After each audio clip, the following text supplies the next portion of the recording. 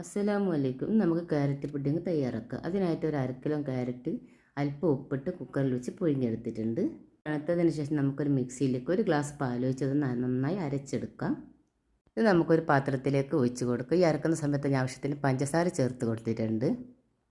ഇനി നമുക്കിതൊരു പാത്രത്തിലേക്ക് ഒഴിച്ച് കൊടുത്ത് അടുപ്പത്ത് വെച്ച് ചൂടാക്കിയെടുക്കുക. ഈ ഒരു സമയത്ത് തന്നെ 10 ഗ്രാം ചൈന ഗ്രാസ് മെൽറ്റ് ചെയ്യാൻ വെച്ചിട്ടുണ്ട്.